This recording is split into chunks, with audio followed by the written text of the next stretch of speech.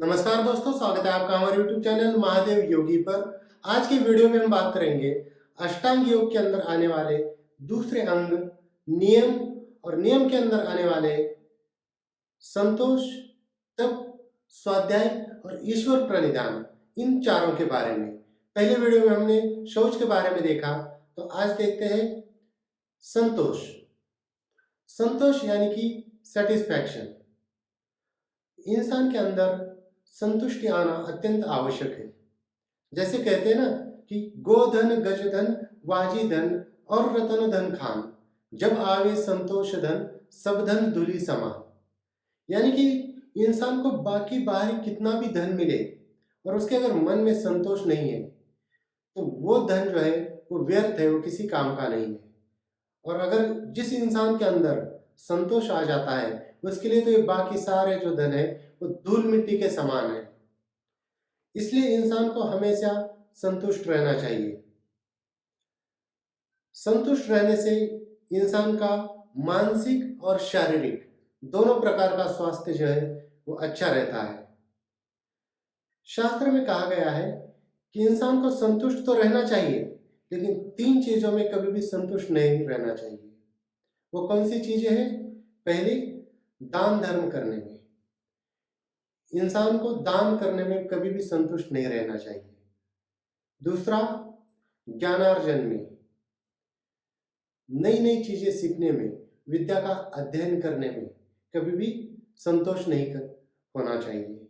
और तीसरा, दूसरों की मदद करने में, जरूरतमंद लोगों की मदद करने में। इन 3 चीजों में संतोष नहीं होना चाहिए। बाकी सारी चीजों में इंसान के अंदर संतुष्टि होनी चाहिए, संतोष होना चाहिए। संतोष के बाद आता है तप। तप का मतलब अगर मैं आसान भाषा में आपको बता दूं, तप मतलब अपनी ड्यूटी को समझना, अपने कर्तव्य को समझना और अपने कर्तव्य को, अपनी ड्यूटी को अच्छी तरह से निभाना।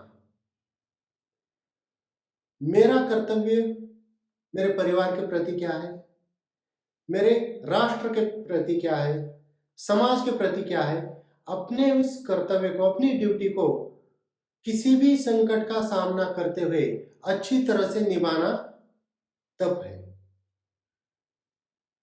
अगर उदाहरण पे देखा जाए, एक रथी है, यानी कि रथ चलाने वाला सारथी है, उसका कर्तव्य क्या है? उस सारथी का कर्तव्य यह है कि जो अपना रथी है पीछे रथ में बैठा हुआ, उसका जो लक्ष्य है, जिस जगह पर उसको पहुंचाना है, उस जगह तक रास्ता चाहे कितना भी उबड़ खाबड़ हो, कितनी भी कठिनाइयां हो, अपने रथी को सुरक्षित उसके लक्ष्य तक पहुंचाना उस सारथी का तप है। उसी प्रकार एक गृहस्थी का तप क्या है? सारी जिम्मेदारी का पालन करते हुए, जितने भी संकट आते हैं उसका समाधान करते हुए, अपने परिवार के प्रति जो अपने कर्तव्य है उसको अच्छी तरह से निभाना एक गृहस्थी का तप है।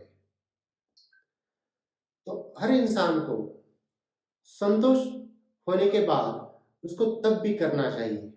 तप के बाद आता है स्वाध्याय। स्वाध्याय के 2 अर्थ होते हैं।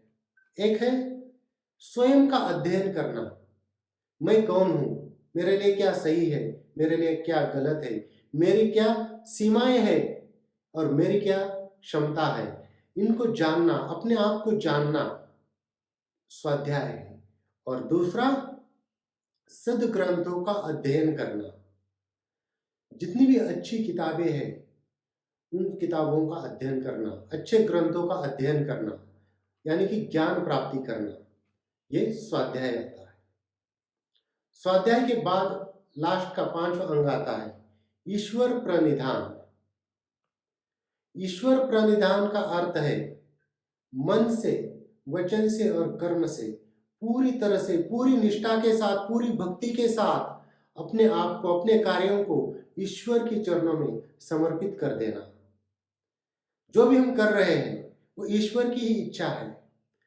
पूरी तरह से, जिस प्रकार से महाभारत में अर्जुन का कार्य था, कृष्ण कहते थे कि जो भी तुम कर रहे हो सब कुछ परिणाम उसका मुझ पर छोड़ दो और अपनी निष्ठा से, पूरी शक्ति से जो तुम्हारा कर्तव्य है उस पर फोकस करो और वो करते जाओ। इसी प्रकार से मनुष्य को भी ईश्वर के प्रति एकनिष्ठ होके पूरे भक्ति से अपने आप को ईश्वर के चरणों में, अपने कार्यों को ईश्वर के चरणों में समर्पित करना चाहिए। ईश्वर प्रणिधान से व्यक्ति के अहंकार का नाश होता है।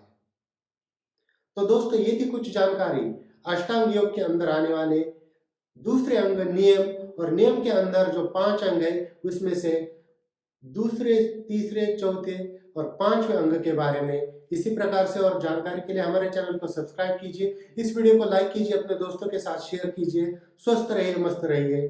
धन्यवाद।